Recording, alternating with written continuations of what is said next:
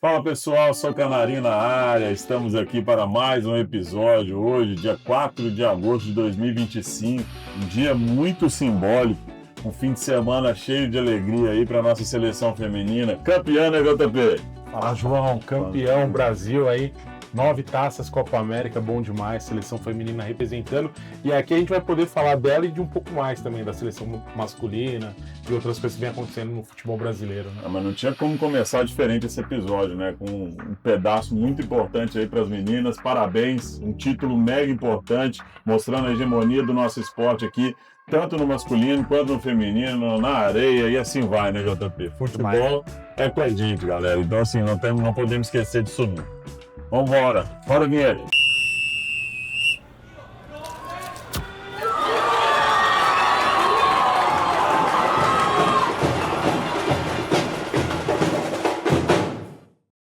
Estamos de volta, não esquece, segue a gente nas redes sociais, compartilha nosso conteúdo, sou Canarinha de torcedor para torcedor, a gente está aqui no projeto Copa do Mundo 2026, além disso, um marco também que teve agora, a gente está a menos de 700 dias para a Copa Feminina aqui no Brasil, né, JP? E a gente está muito feliz, eu acho que assim, a gente tem que começar falando a seleção campeã da Copa América, invicta, nona taça, como o JP falou. Cara, domínio total nesse continente nosso, né, JP? É verdade, João, e a gente fez uma final agora com a Colômbia, né? Se a gente volta 20 anos atrás, no começo aí do século, Brasil e Colômbia eram jogos para goleadas brasileiras assim históricas. 12-1, 12-0, esses eram os primeiros placares de Brasil e Colômbia, né? E hoje a gente teve 2 jogos Brasil e Colômbia nessa Copa América, o primeiro um 0-0, porém o Brasil jogando com uma jogadora a menos durante quase 80 minutos de jogo, e agora um 4-4, cara, um jogo surreal, uma final assim muito legal. Com gol no final, né? Gol da Marta ali no último lance, um golaço, né? Ainda a gente conseguiu virar o jogo, Marta fez mais um, e aí a gente acabou tomando um golaço também de falta, né? Assim, acho que a final foi um ótimo jogo, né? É isso mesmo, né? E assim, e essa questão de já ter até uma final marcada em Inglaterra e Brasil pela finalíssima do Mundial de 2026? Como é que é isso? Conta pra gente. Cara, isso é legal, né? Porque o campeão europeu, que foi a Inglaterra agora, que ganhou da Itália, vai jogar com o campeão sul-americano. E aí desse derby vai sair o campeão intercontinental, né? Então é uma possibilidade aí de um grande duelo. O Brasil já vem feminino esse ano fazendo grandes jogos, né? Teve 2 amistosos com os Estados Unidos, lá nos Estados Unidos, depois jogou com o Japão aqui, 2 jogos, depois foi jogar com a França e teve agora a Copa América. Então, assim, o Brasil tá jogando grandes jogos para chegar muito forte aí, acho que no grande objetivo, que é a Copa do Mundo aqui no Brasil em 27. Essa Copa ela tem tudo para acontecer, né? Pensa, né? A gente tá falando aqui no legado da Marta, porque a Marta possivelmente... Ela vai jogar. Ela vai jogar. A gente ia falar possivelmente não vai jogar, mas eu acho que vai jogar. Vai. Eu também acho, cara. Eu acho que não tem como. A Marta não vai largar isso, né, cara? Ela vai jogar talvez igual a Copa América, vindo do banco, mas vai decidir o jogo. Não importa, imagina. Pode jogar 5 minutos. Se fizer o que ela fez ali, já tá resolvendo. E a gente tá falando de renovação do elenco. Nós temos uma evolução técnica nítida também. Obviamente que o futebol feminino tem uma evolução ainda a acontecer, mas tá vendo nitidamente assim que tem apostas, que os clubes têm investido, que tem alguns cenários assim acontecendo. Então, eu acho que assim temos muito para organizar para 2027, para ser assédio e fazer acontecer. Se Deus quiser, já como ex aí da seleção masculina, e buscando aí um título com a seleção feminina, que também é um sonho aí de consumo pra gente ganhar no nosso país, né? Então, galera, mais uma vez, parabéns à seleção feminina, estamos muito orgulhosos aqui. Seleção é seleção, então a gente ama isso aqui acima de tudo. E ver elas ganhando, conquistando, na raça, num jogo 4-4, cara, foi muito legal, né, Duda? Foi. E hoje eu escolhi a camisa da conquista, né? Essa camisa eu tinha usado há uns 2 episódios atrás, logo que eu comprei. Falei, não, hoje eu faço questão de novo de usar, porque é o que merece, né? Foi com essa camisa que o Brasil jogou e... Você falou da Marta, a gente sempre fala, mas tem grandes jogadoras aí surgindo, né? A gente vê a Amanda Gutierrez fazendo um gol muito importante na partida, Lorena pegando o pênalti, já tinha pego pênaltis nos amistosos, então assim, a seleção vai ganhando força, vai essas novatas, tanto a Caroline quanto a Dudinha, a Thompson, né? Então assim, são novas e, cara, acho que o futuro é promissor da seleção. Tomara que a gente tenha aí o início de uma grande história. Vamos para cima. E você, o que você acha aí da seleção feminina? Tem gostado? Acompanha, não acompanha? Fala pra gente aí essa animação para 2027 e também com esse título, mais um grande título da seleção brasileira, a 9ª taça de Copa América pra gente. Teve, só para finalizar, teve 10 Copas Américas femininas, o Brasil ganhou 9. Só isso. Só perdeu uma para a Argentina em 2006, porque ali parece que a Copa foi na Argentina e o Brasil jogou com uma seleção não tão forte naquele momento. Acabou perdendo. O resto a gente ganhou todas. E já teve 48 Copa Américas no masculino, o Brasil ganhou 9. Então tá 9-9. Tá 9-9. Que a gente não compara, mas é engraçado, né? É engraçado. É um negócio muito, muito interessante e funciona muito, muito positivamente. Então, assim, vamos pra cima, se Deus quiser, com muito mais tempo. Voltando agora o foco para a seleção masculina, JP. Vamos falar primeiro da parte dos bastidores, né? Bastidores agitados, como sempre. Estamos falando ali do nosso presidente sendo investigado, tendo aquelas questões todas, do fenômeno se aproximando.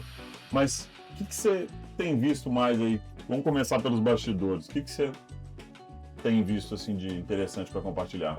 Saiu realmente essa notícia aí de uma investigação contra o Samir, né? Porém, não tem a ver com o escopo da CBF. É uma investigação do ano passado, quando ele ainda não era o presidente, com relação à compra de votos lá nas eleições do estado de Roraima, onde ele era um dos candidatos e não foi eleito. Então, as pessoas do grupo dele parece que estavam envolvidas ali. Enfim, mas o Ministério Público parece que colocou um pouco de panos quentes e tirou ele do radar da investigação. Espero que seja. Aquilo que a gente falou num dos últimos episódios. Ele vem construindo ali uma imagem legal, né? Surpreendeu a gente. Né? Exato, surpreendeu a gente. Então a gente entende que deixa o cara trabalhar. E aí teve esse lance, né? Que agora, aí durante o Mundial de Clubes, teve essa aproximação dele com o fenômeno, Ronaldo. E o Ronaldo era um dos postulantes, né? Que queria se tornar presidente da confederação, mas obviamente por um motivo político e também por uma questão dele ainda não ter essa experiência dentro do Brasil, os caras acabaram não colocando ele ali como um potencial candidato, mas ele conseguiu trocar uma ideia com o Schalke e as notícias dizem que o Schalke está absorvendo o plano de governo, vamos dizer assim, do Ronaldo, para ele poder fazer algumas ideias dentro da CBF. Então, aquela questão que a gente mesmo aqui trouxe como sugestão, né, do calendário, da melhora dos gramados. Então, são coisas que o Ronaldo sempre falou e que eu acho que, de fato, agora o Samir vai conseguir puxar. Também acho, assim, eu acho que é importante que seja essa agitação nos bastidores, que ela aconteça agora ainda, um pouco longe. Eu acho que a gente está muito próximo da Copa do Mundo para ficar sofrendo com agitos de bastidores. Mas como sempre a gente fala aqui, eu já repeti algumas vezes isso, foi assim, cara, todas as Copas que nós fomos campeões, a gente teve uma agitação. Então, vamos nos apegar a isso, quem sabe... É o que sobrou, né? É o que sobrou. Se não for isso... E se a gente for falar do futebol mesmo... vai ser... Apesar do Mundial de Clubes ter mostrado um pouco diferente, a gente ter visto que foi, a gente vai falar um pouquinho disso aqui, mas antes disso, de bastidor, assim, eu fiquei pensando uma coisa pra gente conversar. A gente sempre troca ideia, mas dessa vez a gente nem trocou. O que você tem achado da postura do Romário? O Romário estava vendo uma coisa. O Romário é senador, né, pelo Rio de Janeiro. E agora ele tem aparecido mais. Assim, ele sempre foi presente, mas ele dava alguns espaços. Mas agora ele tem até um canal falando de futebol. Tem algumas entrevistas com polêmica, fez uma entrevista, se você não assistiu ainda, do Tetra, assiste, que é sensacional. Você falou a entrevista com o Rafinha. Não, a do Rafinha chega a ser até engraçado. É bom pra ver também. É bom pra ver também, mas é até uma piada, né, aquilo ali, assim, mas enfim, tem várias coisas. O que você tem achado desse movimento? Porque na minha impressão, eu acho que assim, Romário conectado, Ronaldo conectado com a seleção brasileira ali na camada da CBF, o Romário começando a aparecer. Isso me remete a bons fluidos, assim, porque acho que precisava dos grandes jogadores brasileiros começarem a se mostrar de novo e falar de novo. Acho que eu senti um pouco de falta em 2022, por exemplo. Em 2018 o Ronaldo ainda foi comentarista da Copa. se eu não me engano, ou foi 2014 a última, não me lembro. Mas eu acho que 2018 ele ainda era. Mas 2022 ficou todo mundo muito ausente, assim, as grandes nomes. O que você acha disso? Cara, eu acho sensacional, né? Pra nossa geração aí que passou dos 40, tem a lembrança de infância do Romário, da nossa juventude do Ronaldo. Então são caras que quando a gente olha, a gente confia, porque eles agregaram muito pro futebol brasileiro quando eles eram jogadores. O Romário hoje é um cara político, né? Sim. Então eu tô entendendo que é um movimento até ele pensando na carreira dele, que ele já tá chegando aí no final de 8 anos de mandato aí de senador, não sei o que ele vai, qual que é o próximo passo dele, né? Mas ele colocando esse canal Romário TV, falando de futebol, que é a praia do cara, né? Que é onde ele apareceu pro mundo. Então, assim, cara, eu sou muito fã do Romário, né? Eu gosto demais do Romário. Nossa geração é apaixonada pelo Romário. Então, ver ele novamente, como você mesmo mencionou, aparecendo. Ele estava no Mundial de Clubes lá, né? Foi o Ferdinand, né? Que parou para falar com ele. Pô, quem não queria tietar o Romário, cara? Eu tive uma oportunidade, né? Já te contei a história quando encontrei o Romário aí numa viagem. Também, cara, na hora que eu vi o cara, eu falei, meu, é agora. Tem uns que não tem jeito, como, Esses aí você tem que parar e falar, cara, vem aqui só pra uma foto, um registro. Exato. Não tem como isso não acontecer, né? O Romário é um desses, né? O Romário, fenômeno, nem gosto. Nossa senhora. O Romário é um cara polêmico, mas é um cara vencedor. Então eu acredito que a presença dele nesse ambiente de seleção, nesse ambiente do esporte, ajuda ali, porque esses caras que hoje jogam na seleção, eles têm idade que não viram o Romário ganhar a Copa do Mundo de 94. O Neymar, por exemplo, é de 92, então ele não viu. Mas, cara, eles sabem, eles conhecem. Como eles são jogadores, eles conhecem a história, né? Então, cara, engrandece demais, João. Eu acredito, assim, eu gostei demais desse movimento do Romário. Assim. Eu tô adorando esse movimento do R9 ali, do fenômeno, junto com o Samir, assim, de estar próximo ali na CBF, mas tô amando esse movimento do Romário ali, também fazendo esse processo. Por quê? Porque são figuras protagonistas. Exato. A gente tinha o Vampeta está sempre presente, Denilson está sempre presente, né, na mídia, Neto e tal, assim vai. Pessoas, tem figuras, assim, características de futebol e da seleção, jogar na seleção, que estão ali no dia a dia.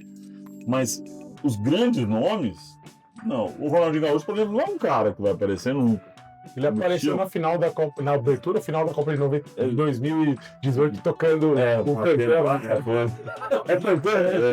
cantando. E assim, é o estilo dele. Ele não é um cara que vai aparecer, vai ficar falando. O estilo dele sempre foi assim, é um cara bem low profile, um cara na dele. Ou seja, os caras que têm essa ascensão e que têm esse protagonismo, tem que aparecer agora. E assim, acho que é tudo. Claro, e se você olha a história da seleção, os 5 títulos que a gente conquistou foram construídos por uma equipe, mas que sempre tinha um protagonista. 58, Pelé. 62, Garrincha. 70, aí foi um time junto, o esquadrão. Mas aí você vai, 94, Romário. 2002, fenômeno. Então, cara... Os dois últimos protagonistas vivos, né? Exatamente, os dois últimos protagonistas estão aí. Né? Então, assim, a gente fala disso.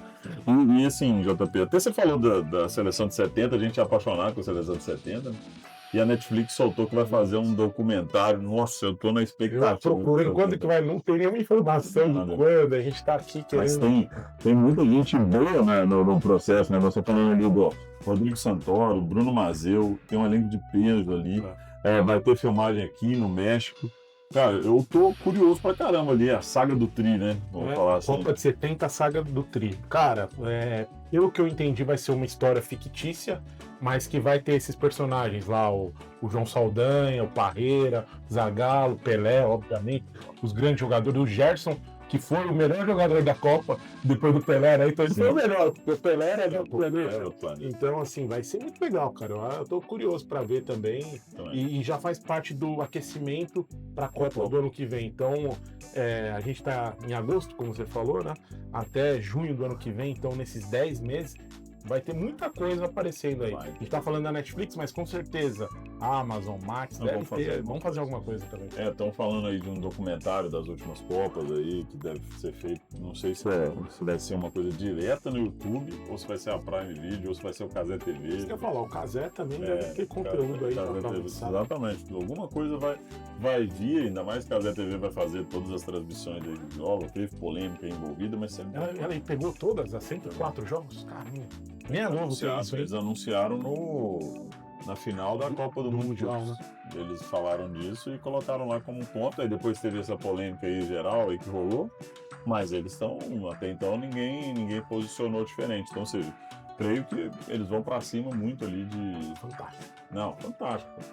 E aí, assim, tô na expectativa total, cara. Primeira seleção de 70, segundo uma saga dessa. Vamos aguardar, a gente traz aqui mais notícias e inclusive, Felipe, se quiser usar a gente aí como canal do Mensal, tudo bem que a Netflix, mas a gente tá aqui também, porque, cara, é Copa do Mundo, seleção brasileira é com o seu canarinho, né? Pra gente, pô. Nossa, e falando da seleção de 70 ainda, aí o coração pulsa diferente, mais um pouco, né? Nossa Senhora. E aí, pegando o gancho da final da Copa do Mundo de Clubes, né, JP? A gente teve o Ancelotti, né, que tá aí de férias, dando uma passeada, que o filho foi assumir o Botafogo e tudo mais, teve muita coisa acontecendo nesse período. E ele elogiou o desempenho de alguns nomes, né? Vamos falar de 4 aqui que ele falou. Ele falou muito do Estevão, do João Pedro, do Andrei e do Militão. O Militão é um que eu boto uma interrogação, assim, que ele falou até numa entrevista. O Militão é... Como posso dizer? Ele já é uma cria, né, do Ancelotti ali no Real. Acho que aí já dá aquela valorizada. Eu acho, cara. Só pode ser. Porque ele jogou alguns minutos, cara. Deve ter jogado, sei lá, 15 minutos. Mas acho que tanto que ele viu que ele voltou, acho que ele já percebeu que ele já tá a ponto de... Ele tá fortão, né, cara? Assim, vamos ser sinceros, ele tá bem fisicamente, assim, olhando pra ele jogando, mas acho que tem uma escalada boa aí, né, pra já... Mas próxima, acho que na próxima convocação já dizer que ele vai estar... É difícil porque agora eles nem voltaram ainda, né? E a convocação vai ter que ser daqui no máximo 2 semanas. Inclusive, essa convocação, ela tem 2 nomes aqui que estão batendo na porta, né? O Paquetá, que foi livre, né? Foi... Como é que fala? Absolvido do processo. Uma coisa que chama atenção aí pra gente. Tinha muitas evidências ali. Nossa, todo mundo achava que ele... Mas como a gente não é juiz, não é do direito, a gente ele não entra nesse mérito, não. A gente aceita que foi o que veio, né? E o que ele estiver fazendo, se ele tiver fim jogar bola, ele estiver bem, que ele jogue bem na seleção brasileira. É o que a gente espera. Já fez alguns bons jogos. Sim. Apesar de nunca ter sido grande jogador assim, na seleção brasileira. Fez uns bons jogos. E o outro que chamou muita atenção, e de fato, aí até a mim mesmo, foi o Thiago Silva. Eu já te falei uma vez que eu vi o Thiago Silva jogando bola contra o meu time, né, num jogo, ao vivo, e eu falei assim, cara, assistir o Thiago Silva jogando bola ao vivo é muito diferente. Ele realmente é um cara, ele antecipa todas as jogadas, ele se posiciona bem pra caramba, consegue direcionar os outros jogadores, e ele realmente é bizarro, tanto que ele se posiciona bem dentro do campo. Eu fiquei olhando pra ele assim, esse cara é realmente muito diferente, vendo ele jogando bola. Já falei muitas vezes que já tinha acabado como é que fala? Acaba a carreira dele. Isso, o período dele na seleção brasileira já tinha passado, mas sinceramente, o que ele jogou de bola no Mundial de Clubes... Em alto nível, né? Em alto nível. Eu acho que realmente ele e o Paquetá devem estar na mira do Ancelotti. Claro, vamos lá. Fala primeiro dos nomes que você citou, né? Que o Ancelotti viu e agradou. Estevão, ele fez assim um Mundial de Clubes regular. Acho que a própria torcida do Palmeiras reconheceu isso. Mas no jogo contra o Chelsea, que é o time dele atual agora, ele jogou muito, até fez um golaço. Então, assim, acredito que ali foi a imagem do Estevão para o Mundial de Clubes. Então é um cara que sai muito bem. Agora a dúvida como será que vai ser o período de adaptação dele no Chelsea? Cara, o Endrick a gente já viu como foi, né, no Real Madrid, e provavelmente ele perdeu espaço para a Copa do Mundo. Será que ele vai ter força para remar e conseguir essa vaga? Não sei, o Ancelotti conhece ele muito bem, porque foi técnico dele. Vamos ver. Aí o Andrés Santos, que é Chelsea também. Na verdade, o outro nome também. O João Pedro, Andrei e Estevão. Eu tô falando então primeiro do Andrei. O Andrei veio lá, voltou, né, pro Chelsea, que ele foi contratado pelo Chelsea, foi emprestado pelo Estrasburgo da França, fez um bom campeonato francês, num time médio para baixo, né? Sim. E voltou agora, e no Mundial de Clubes, as chances que ele teve, ele foi um jogador muito acima do cara que estava jogando no lugar dele. Então provavelmente ele vai largar agora no começo da Premier como um titular ali no Chelsea. Então assim, cara, se ele manter o que ele jogou, ele provavelmente é um nome para a próxima convocação e tem tudo se o Andrei conseguir manter esse padrão, ele pode estar carimbando uma vaga para a Copa. E o João Pedro, cara, porra, acho que não tem muito o que falar, cara. O cara chegou dando voadora na porta, né? Ele foi contratado, ele veio lá ele tava no Brighton, né? No Brighton. No Brighton. E aí ele chegou no Chelsea pra jogar a semifinal contra o Fluminense, meteu o gol no Fluminense. O Fluminense ele fez um, né? Fez um contra. Não, foram dois, é verdade. Foram 2 gols contra o Fluminense, o time que revelou ele. E depois na final meteu o gol de novo, cara. Então, golaço, inclusive. Então, é estrela e, cara, a gente tá assim, com opções de ataque meio duvidosas, né? A gente falou um pouco do Igor Jesus, que agora foi pra fora também. Tem o Pedro, que não tá tão bem no Flamengo.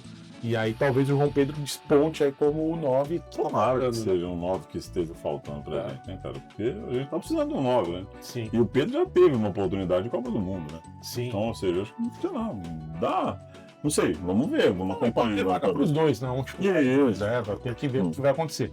E aí, acho que desses todos que o Ancelotti viu, o Militão é aquilo que a gente meio que falou, né? A gente viu ele muito pouco, né? Mas assim, a notícia que chega é que o Ancelotti ficou encantado, né, com o retorno e tal. Talvez aquilo que eu falei, né? Por conhecer o jogador do dia a dia, já acho que ele viu sinais que o cara pode crescer novamente e atingir os bons momentos que ele já teve na carreira. Lembrando que o Militão operou já os 2 joelhos, né? Então é um cara que não tem 30 anos e já tem ali uma cicatriz muito grande para jogar em alto nível. E aí, falando do Thiago Silva, cara, surpreendente mesmo. Eu falei o fim de carreira na seleção, não, o fim do ciclo na seleção, né? Essa palavra. Ele já não era cotado para a Copa do Catar, ele jogou a Copa do Catar, foi bem no Catar, e agora, cara, dá sinais que talvez, dependendo do cenário, ele pode sim jogar uma Copa do Mundo. Tem jogador que fica marcado, né, JP? Ele ficou muito marcado em 2014, porque ele chororou dele lá, né? Então aquilo ali deu uma estigmatizada dele na seleção brasileira. Mas não pode isso colocar como a cara do cara ser aquela, né? Exatamente. Acho que assim, aquele momento foi bizarro, acho que não dá pra ser daquela forma mesmo, ponto, mas isso aí também é época passada. Eu acho que ele tentou comprovar em 2018, mas 2018 foi bem problemático ali, né? Até a posição dele mesmo, assim, ele deu algumas falhas ali no 2018, né? Agora, em 2022, ele fez uma baita Copa. E agora, um cara que já estava, assim, encostado, assim, não era um cara cogitado mais para a seleção brasileira. Não. Até pela idade, né? Exatamente. Tem mais de 40. Tem. Eu acho que, não sei quantos anos, mas... Acho que deve ter uns 41. Será que já passou de 40? Acho que já.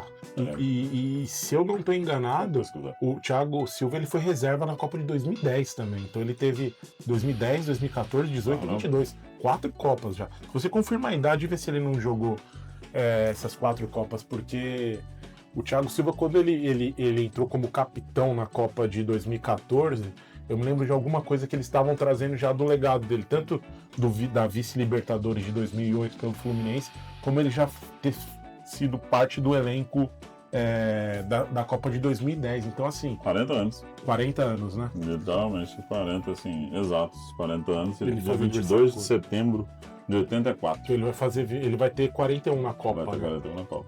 Sim, vai ter 41. Eu acho impossível. Mas talvez, se ele for, ele será, acho que na história, o jogador brasileiro com maior idade, né? Pra jogar uma Copa. Se ele for titular, né? Também, acho que... Mesmo se ele for convocado, eu acho. Eu acho que o Brasil não teve jogador com mais de 40 em Copa do Mundo. Não consigo me lembrar também. O Pelé, cara, que jogou um monte de Copa, ele parou com 30, com 29. A última Copa de bizarro, aquela época era muito louco. Começou muito cedo, 16. Então, outro dia a gente falou, né, dos jogadores Kaká, Ronaldo, Robinho, o Ronaldinho Gaúcho, todos com menos de 30 a última Copa. Sim. Todos. É fato, né? É uma coisa maluca isso. Tanto é que o Neymar, a gente tava falando, pô, o Neymar é o dos craques, é o que tá indo até mais longe, porque ele teve todos os problemas, né? Não, total. O Físico. que vocês acham, gente? Vocês concordam? Thiago Silva é um candidato aí pra vocês? Fala pra gente aí nos comentários, assim. Queremos ouvir vocês aí e ler. E você falou Neymar. A gente tem um Paquetá também que eu acho que vale a pena você ouvir, mas você falou de Neymar e é aquela história, né? A incógnita continua. A gente ainda não sabe se ele vai ser convocado, se ele tá afim, se ele não tá afim. O Ancelotti está avaliando ele, buscando interesse, uma negociação, né? Interessada nele aí, se ele fica ou não no Santos. Mas ir pro campeonato francês de novo, não sei lá, viu, JP? Fato é, a gente precisa muito do Neymar, mas cada vez mais me mostra, parece que ele não quer. Parece que ele não tá afim e que ele não aguenta, talvez, mais também. Assim, o Neymar, ele, nesses últimos tempos aqui no futebol brasileiro, vem passando por algumas situações aí que seria normal, né, para um jogador no nível dele. Discussão com o torcedor, Nossa, muito tá bate-boca muito. com o jogador ali dentro do campo, reclamação e tal. Cara, tudo bem, assim, não vou criticar o cara por conta dessas atitudes, mas assim, acredito eu que para a imagem dele, o ideal era tentar evitar esse tipo de embate, né, porque você discutir com um torcedor, cara, o torcedor ele vai no campo, ele muitas vezes Nacional. ele não tem o que colocar dentro de casa, mas ele vai no campo porque é isso, é a paixão dele. Ele vai lá e tal, e aí bateu boca com o cara porque tava xingando ele. Cara, se ele for bater boca com todos os caras. Nacional. O Santos jogou um tempo atrás no Morumbi. 40, 50 mil. Se ele fosse bater boca com 50 mil pessoas, Não. cara. Não dá, eu acho que ele tá entrando numa linha que não parece boa. E de novo, a gente já falou disso aqui uma vez e eu acho que ele tem muita convicção que ele vai dar um tiro de 6 meses, 3 meses e vai se preparar para a Copa do Mundo, vai ficar bizarro. Eu acho que eu acredito que ele tem isso na mente dele. Eu acho que ele ainda deseja uma Copa do Mundo, porque para ele ser lembrado como um grande jogador, ele vai precisar, não vamos dizer fazer uma Copa do Mundo, mas ganhar uma Copa do Mundo. Sim. Eu acho que para ele entrar no hall, assim, que em termos de números estatísticos, a gente já falou isso 500 vezes aqui, cara. O Neymar ganhou tudo que ele imaginou, tudo que ele disputou, ele ganhou, exceto a Copa do Mundo. Ele tem Olimpíadas que grandes nomes nossos não têm Olimpíadas. Então ele tem, sei lá, foi campeão da Libertadores e campeão da Champions. Então, ou seja, é um cara que ganhou tudo, né, nesse aspecto. Então, se ele ganhar uma Copa do Mundo, eu acho que a discussão dele de prateleira muda. Né? E futebol ele tem. Não sei se ele tem mais saúde, se ele tem mais vontade para fazer o que precisa ser feito. Que é uma pena, cara, porque a gente é fã do Neymar, assim. Né? Eu sou fã do Neymar de cadeirinha, cara. Só que agora eu tenho visto ele, pelo primeiro vez eu vejo ele assim, desinteressado no físico, um cara mais solto, assim. Não sei, JP, eu tenho uma impressão que eu acho que ele tá postando muitas fichas nisso e talvez ele não vai ter tempo de mudar a história dele para ir para a Copa. João, de fato, a gente tem que ter, ao longo da vida, algumas reflexões, né, sobre aquilo que a gente fez e aquilo que a gente quer fazer. E muitas vezes o que a gente quer fazer, a gente se pega muito ao que a gente já fez, né, para poder melhorar e fazer diferente, para poder, enfim, mudar de patamar e tal. Talvez o Neymar hoje passe um pouco uma questão mais psicológica, no sentido que ele foi tudo isso que você falou, um cara multivencedor, um cara que onde ele entrava ele era o grande destaque, o grande jogador. E hoje eu não acho que ele não tenha mais vontade, mas eu acho que ele já não consegue mais, cara. É uma questão que vem a cabeça com o físico e com o histórico de lesão que ele teve, a dúvida que ele deve ter, às vezes, de fazer uma jogada e se machucar de novo, porque ele sabe, se ele se machucar de novo e ficar no estado, acabou pra ele. Então acho que passa tudo por isso. O Neymar, eu tenho certeza, cara, que se ele não ganhar uma Copa, ele tá num patamar muito acima de craques, mas ele vai ficar estigmatizado igual o Zico. Totalmente. Um cara que não teve Copa do Mundo, que foram 2 craques da seleção que não ganharam Copa do Mundo. Mas aí tem uma diferença, porque o Zico, ele tem uma torcida Sim, do inteira do Flamengo, do né? Flamengo que é apaixonada por ele, que é a maior torcida do Brasil, então assim, O cara, ele é respeitado por uma instituição Sim. completa. O Neymar, de fato, a gente já conversa com alguns amigos, e de fato ele não tem uma identidade, assim, né? Então, assim, ele não é unanimidade no Santos, né? E aqui no Brasil, ele jogou no Santos. Sim, ele é muito também pela forma como ele saiu lá atrás, né? Teve várias coisas que Exatamente. aconteceram. E eu acho que, assim, é um cara que... então, ou seja, se ele não ganhar uma Copa do Mundo, eu acho que tem muito pouca chance dele ser lembrado no futuro longínquo. Ele vai ser lembrado como um cara que faz grandes jogadas, que foi vencedor e tudo mais, mas como um dos maiores craques, ele vai acabar fugindo da prateleira. Ele vai ser um cara com nome, com estatística, mas, cara, o próximo que ganhar o Hexa vai acabar tendo mais nome que ele. Como é que ele entra numa discussão? Você pegar números, pô, a gente já sabe que ele tá maior artilheiro, maior não sei o quê, maior não sei o quê, várias coisas. Mas se você olhar ele e o Fenômeno, coitado, não tem comparação. Agora, você ganhar uma Copa do Mundo, ele já começa a falar assim, tô falando que ele é maior que o Fenômeno, não, pra mim nunca vai ser, tá? Assim, o Fenômeno, pra mim o Fenômeno é o Fenômeno, então, pô. Mas... Vamos dizer assim, ele já começa... Prateleira equivalente, né? Exatamente. Não tá na mesma prateleira, mas são prateleiras equivalentes. Exato. Hoje tem um abismo, né? Tem um abismo, assim, não dá pra comparar os dois, assim, em termos disso, porque existe isso. Ronaldinho Gaúcho, mesma coisa. Acho que não dá pra comparar, porque o Ronaldinho tem um título, tem não sei o quê, e assim vai. Mas, assim, agora, se eu ganhar, aí muda de figura, e aí as coisas começam a falar. E outra, se ele ganhar, provavelmente ele não vai ser o protagonista, né? Não tá com cara disso ainda. Com cara. Ainda. Pode ser que mude Será daqui que a o um ano. Messi foi protagonista da última Copa? Última. Foi também teve 5, 6 pênaltis pro cara bater, né? 5, 6 Mas ele conseguiu decidir alguns jogos. Ele decidiu jogos, e eu acho que aquele jogo, quando... Bom, eu vibrei muito com aquele jogo que a Argentina perdeu da Nigéria, né? Foi da Arábia Saudita. Arábia Saudita, perdão. Da Arábia Saudita. Eu vibrei pra caramba lá, assim, porque... Não, eu não queria que a Argentina ganhasse nem nada. Mas, ao mesmo tempo, aquele jogo mudou a história da Copa. Total. Mudou a história da Copa totalmente, porque ali eles... E aí é mérito do técnico dele lá, Scaloni, né? Scaloni. Ele mudou a forma do time jogar. E aí ele botou o Messi numa posição diferente, cara. Dali O cara a história. exatamente. Foi pra cima, né? E é isso, inclusive parece ter um documentário. Eu não assisto muita coisa da Argentina, não, mas parece ter um documentário que fala até que é bom sobre a Copa do Mundo, acho que Netflix. Netflix Netflix também não vi. E aí, falando de Copa, né, JP? Já aquecimento, a FIFA já anunciou que 10 de setembro começa a fase de sorteio dos ingressos, hein? Quem tem cartão Visa tem prioridade. Olha, massa, não é Visa? Visa é prioridade. Na verdade, o sorteio vai mudar um pouco em relação às últimas Copas, né? Fala um pouquinho pra gente aí que você... Não, até então, nas últimas Copas, você ia lá, tinha essa fase de sorteio às cegas, porque ainda não tem ainda os jogos disponíveis, né? Só que aí era feito você se inscrevia e você era sorteado para aquelas partidas que você optava. Agora a FIFA vai sortear, na verdade, o direito de você comprar o ingresso. Vai montar grupos de compradores em datas diferentes. Então, por dia vai liberar não sei quantas pessoas para entrar lá e comprar os ingressos. Então, os primeiros sorteados vão ter todos os ingressos disponíveis.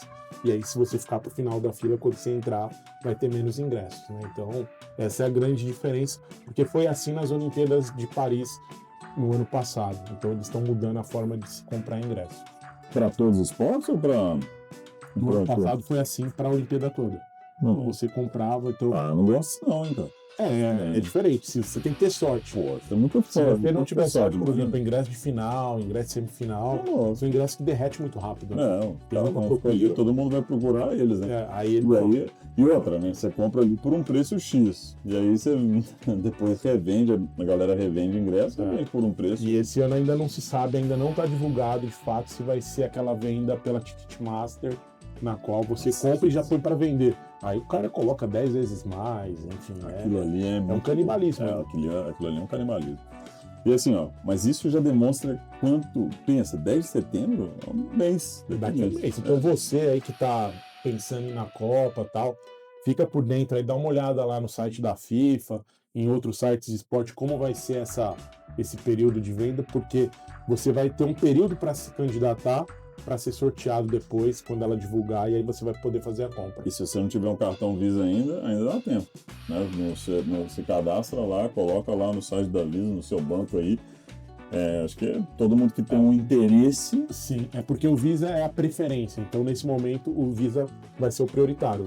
Mas você pode usar o Mastercard, mas só que é aquilo, sorte, né? Para você pegar um bom jogo, o ideal é já ir direto pro cartão que vai te dar vantagem, né?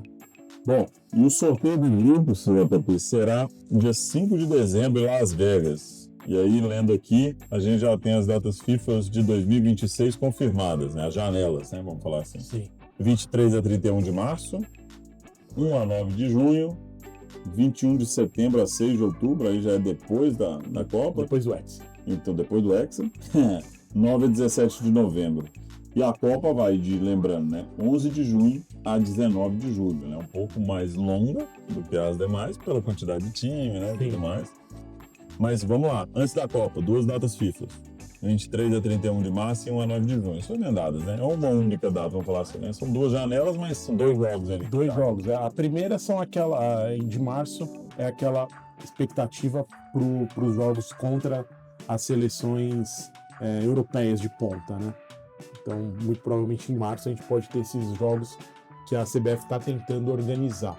E aí a gente vai para a segunda data FIFA, que já é em junho, pré-Copa do Mundo. Se você ver bem, a data é do dia 1 ao dia 9, a Copa começa no dia 11. Então são aqueles amistosos finais, a seleção já está reunida, ela se reúne em maio, e aí em junho já faz 2 amistosos, e aí já joga a Copa do Mundo. Então, assim, tá tudo muito engatilhado aí já para o próximo ano ser um ano de primeiro semestre de preparação acelerada para a Copa do Mundo ser o recheio do bolo. Se bobear de 23 a 31, dá até para fazer uns 2 joguinhos ali, né? 23 a 31, sim, são 2 jogos. São 2 amistosos. Dá para ter 2 amistosos e 1 a 9 também, né? Dá para ter 2 jogos. Você se reúne dia 23, aí você joga dia 25 e depois dia 31. E se você perceber que a primeira data FIFA depois da Copa do Mundo, que é de setembro a outubro, ela é uma data FIFA maior que a FIFA vai fazer a partir do ciclo da Copa de 2030.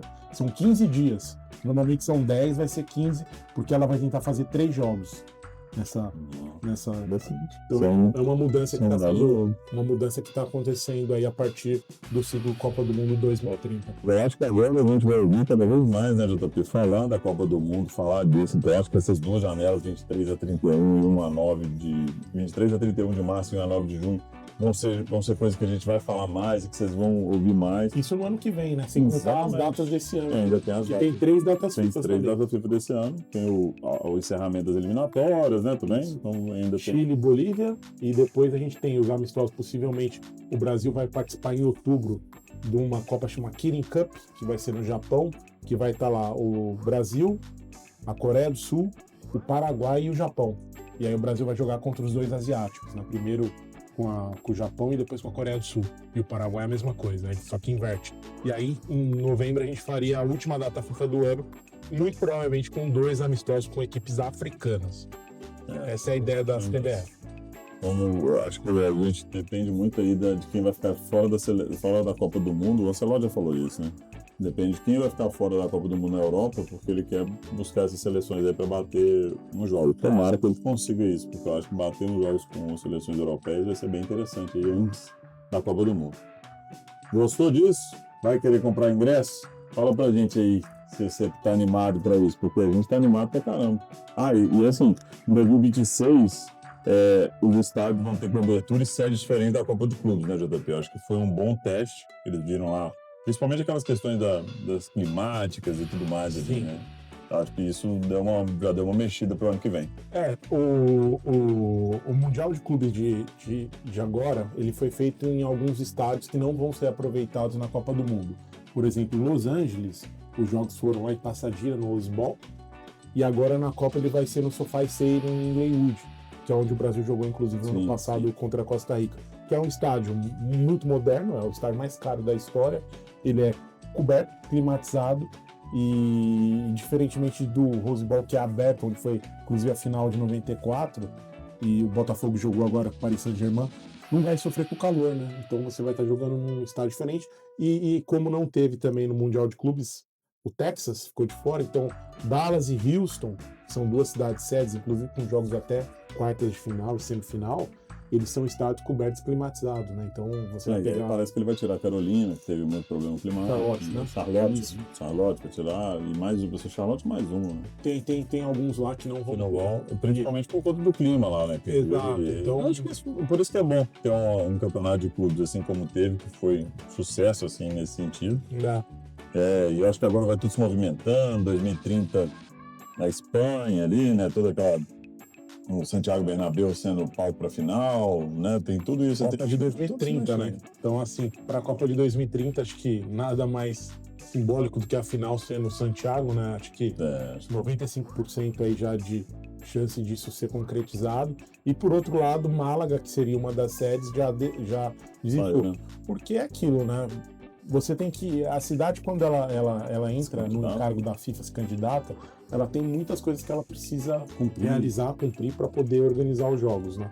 E talvez Málaga entendeu que era muito caro para ele. Mas eu ainda acho que a disputa com o Camp Nou novo vai ser pesada do Santiago Bernabéu, hein? Tem um lobby muito grande, mas cara, acho que... O Santiago conta um pouco da história, né? Mas o Nou Camp vai vir aí também como um estádio... Vai ser um estádio... Maior, né? Inclusive. Maior, mas vai ser grande, gigante. É isso, JP. Como a gente sempre diz, né? Tudo que é bom dura pouco. E esse episódio, mais uma vez, demonstra isso. Foi um bate-papo super bacana aqui. Espero que você tenha gostado aí desse lado. E fala pra gente aí, dá os feedbacks. JP, valeu mais uma vez. Valeu, João. Eu que agradeço. Acho que hoje a gente pôde passar aí pelo título da Seleção Brasileira, né? A 9ª Copa América. Falamos aí um pouquinho aí dos bastidores, daquilo que a gente está vendo de movimentação em relação à próxima convocação que está acontecendo agora no mês de agosto. E aí a gente finaliza aí com já essas expectativas em relação à Copa, porque daqui 10 meses a gente está começando uma nova Copa do Mundo, aí é um mês de Disneylândia para todo mundo, né? Quem gosta de futebol se diverte. 104 jogos, né? Então, forte abraço aí para os amigos e rumo ao Hexa. Vamos nessa, rumo ao Hexa. E não esquece, segue a gente nas redes sociais, compartilha o nosso conteúdo, a gente está ativo aí em várias redes. Eu não posso deixar de mostrar aqui a mão que a minha filha Lara fez aí, ela gosta de fazer essas coisas. Filha, papai te ama muito, fica com Deus. Galera, mais uma vez, muito obrigado, vamos juntos. Valeu.